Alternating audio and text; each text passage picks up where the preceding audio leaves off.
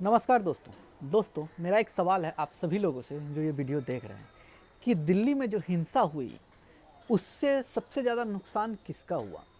उसमें क्या कोई नेता का नुकसान हुआ, क्या कोई ऐसे समुदाय का नुकसान हुआ जो मतलब कह सकते हैं कि आप इसके पीछे था, या कुछ क्या कोई ऐसे लोग का नुकसान हुआ जो कि मतलब इससे जुड़ा ही हुआ नहीं था, उन लोगों का नुकसान हुआ।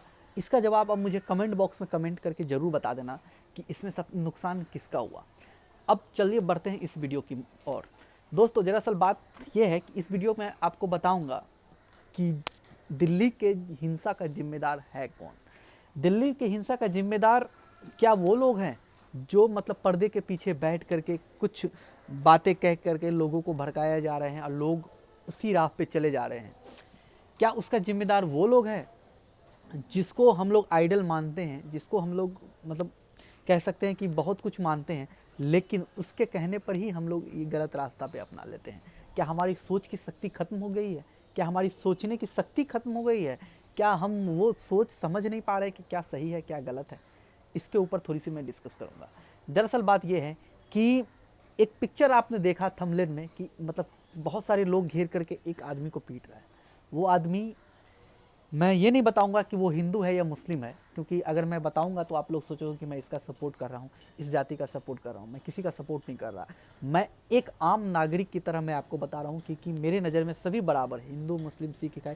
ये भारत एक लोकतंत्रित देश है और डेमोक्रेटिक देश है। मतलब इसमें सभी का बराबर का अधिकार है, चाहे वो हिंदू हो, चाहे वो मुस्लिम हो, चाहे वो सिख हो, चाहे वो ईसाई हो। सभी का एक बराबर का अधिकार होता है इस समाज में। तो क्या हुआ कि मतलब बहुत सारे लोग घेर करके एक को मार रहे हैं। क्यों मार रहे हैं? वो बस अपने घर से निकला था नमाज़ पढ़ने के लिए। जैसा कि आप लोग समझ गए कि वो मुस्लिम था, नमाज़ पढ़ने के लिए निकला था। वो अपने परिवार के लिए मिठाई लेकर के गया, आ रहा था, वापस रिटर्न आ रहा था। इसी बीच कुछ लोग ने उसे घेर लिया और पीटने लगा। बहुत इतना इतना ज़्यादा पीटा, जब तक कि वो बेहोश हो नहीं गया तब तक उसे पीटता रहा।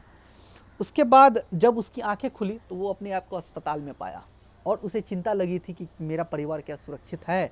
और उसके परिवार के लोग ने दरवाजे बंद कर दिए, ना ही कोई आ सकता है ना ही कोई जा सकता है। तो दरअसल बात ये, मैं इसलिए इसको उठाना चाहता हूँ क्योंकि इस ये जो दिल्ली का जो हिंसा हुआ उसमें सबसे ज़्यादा नुकसान हुआ आम आदमी का। आम आदमी, कुछ लोग ऐसे वर्ग लोग हैं जिसका कोई मतलब ही नहीं है, पॉलिटिक्स से कोई दूर दूर तक का ही रिश्ता नहीं है। वो लोग तो कुछ लोग जानते भी नहीं है कि क्या हो रहा है यहाँ पर। वो बस आए हैं अपने घर, मतलब कह सकते हैं अपने परिवार का पेट पालने के लिए। सुबह जाते हैं शाम जाते हैं, काम करने से मतलब है उनका। उनका किसी से कोई दुश्मनी नहीं है, चाहे वो हिंदू हो, चाहे वो मुस्लिम हो, चाहे वो सिख हो, चाहे वो ईसाई हो। मैं सारे धर्म का नाम ले रहा हूँ, नहीं तो फिर मेरे ऊपर ही एक विवाद आएगा कि मैंने किसी धर्म को छोड़ दिया। इसलिए मैं बोल रहा हूँ कि चारों धर्म के लोग, मतलब बहुत सारे ऐसे लोग हैं जिसका किसी से कोई मतलब ही नहीं है। वो अपना काम, सिर्फ अपने काम से काम रखते हैं। लेकिन कुछ लोग ऐसे भी हैं हमारे समाज में, कुछ लोग ऐसे हैं जो कि ये हिंसा को और भड़काना चाहते हैं। कुछ लोग ऐसे भी हैं कि जो मतलब चाहते हैं कि इस तरह का घटना हो और इसका फ़ायदा उठाया जाए कहीं से भी।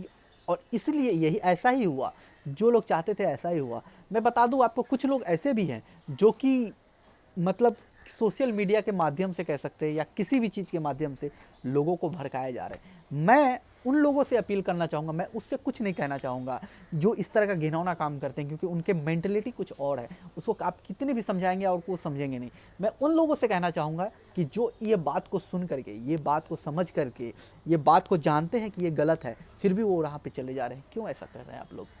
क्यों आप इस राह पे चले जा रहे हो? इससे नुकसान किसका है? इससे हम लोग का ही नुकसान है भाई। इससे हम लोग ही फंस रहे हैं, हम लोग ही इस मतलब दलदल में फंस रहे हैं। हम लोग क्या कहते हैं कि अपने शहर को तबाह कर रहे हैं। ये आपको देखना पड़ेगा।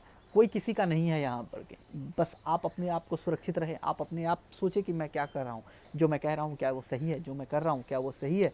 इस ये आपको देखना आपकी जिम्मेदारी है, क्योंकि आप अब बड़े हो, आप 21वीं सदी में रह रहे हो। आपके पास सब कुछ है, आपके पास इंटरनेट है, आपके पास वाईफाई, आपके पास मोबाइल है, आपके पास कम्युनिकेशन है। आप किसी तरह से कम्युनिकेट कर सकते हो।